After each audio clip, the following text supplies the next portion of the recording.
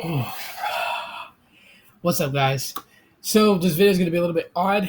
It is a rant, and I'm probably going to be playing devil's advocate here because you know, yeah, there's good and bad involved. There's good and bad involved in just about everything.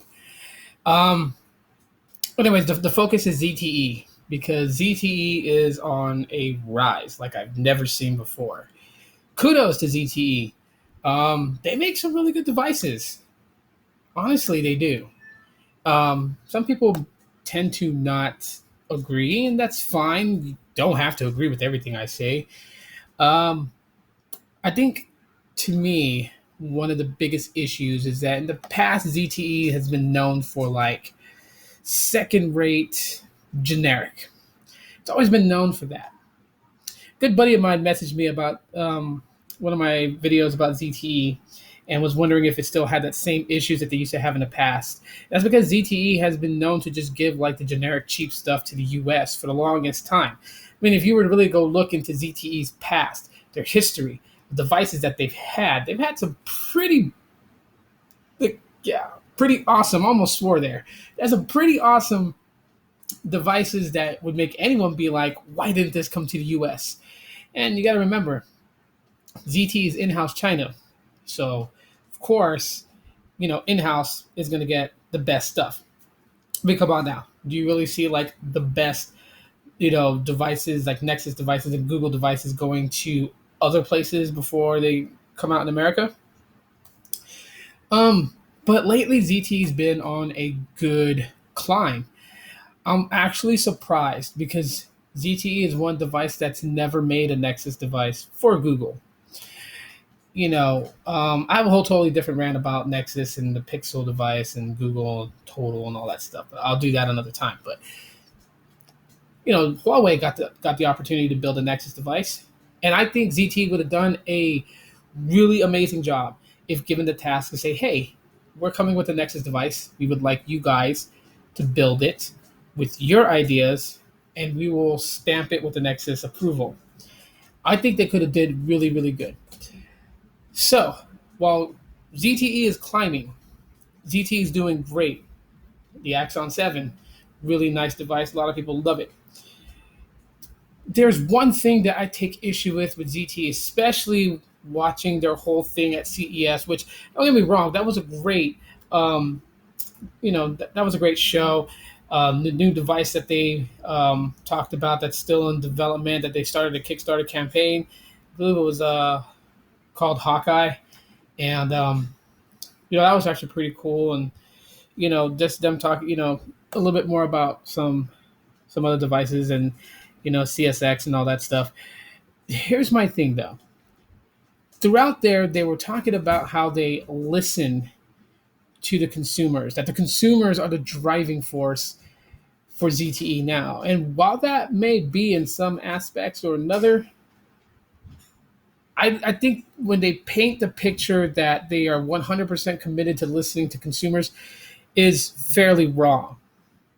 If I was to paint ZTE as a company that listens to its consumers, I would say that it's a 50-50 handoff.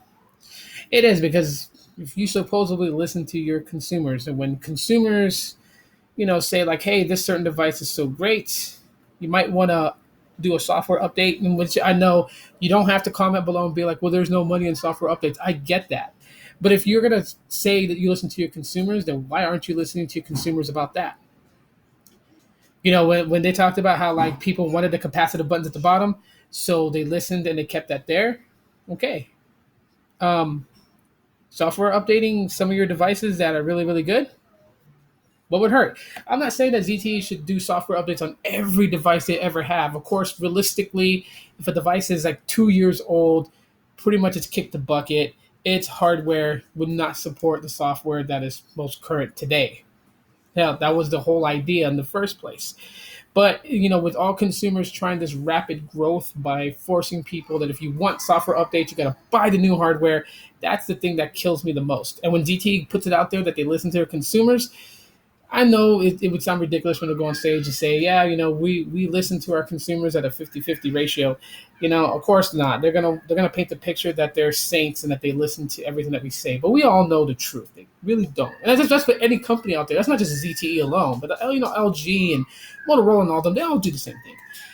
You know, I just, for me personally, I think that ZTE is a great company. Hell, I love using their products. I use them. I think they're great. For the capacitive buttons on the bottom, makes sense to me. I'm the type of person that likes more screen real estate for what I'm doing and don't want those pesky buttons on my screen. Some people like the on-screen keys, some don't. I'm one of those people that don't, and so it's great that ZTE gives me the option to have a device that has capacitive buttons that leaves the entire screen for me to use for viewing. That's one thing I love about ZTE. Now, one of the biggest things that people don't trust about ZTE is obviously it's a Chinese company. And the reason why the Chinese aren't trusted is if you think of the company Blue, Bulb Like Us, the whole fiasco of information being leaked to China from consumers who use Blue devices. Kind of gets scary. And I totally get that. And even I sometimes wonder, you know, is ZTE a wolf in sheep's clothing? I mean, we never know why or what. Kids are being crazy. But we'll never know. But my whole thing is that ZTE's got my backing and support, and I hope that the newer devices for ZTE for Boost Mobile this year are going to be as amazing. I mean, don't get me wrong, the Warp 7 is a pretty good device. Yes, it is upgraded software for the Warp Elite with additionally changed hardware. Sure. But I would have really loved for them to step their game up with the Warp series, and hopefully they deliver something that's pretty awesome for us to have, because ZTE has really never let me down on Boost Mobile at all, really, except for, well, I'm not going to say never. I'll say they have once, and that was the ZTE Speed. I was let down. But other than that, they've done great so far. So let me know what you guys think. Did you guys catch any of your favorite tech vloggers video about ZTE's announcements today on YouTube? If you guys did, tell me what your favorite part was from ZTE and what they announced and what your guys' thoughts on CSX and all that stuff. Yes, let me know in the comment section of this video. Smash that like button to let me know you guys enjoyed my little rant. If you have anything to add on, do so in the comment section of this video. And I'll talk to you guys later.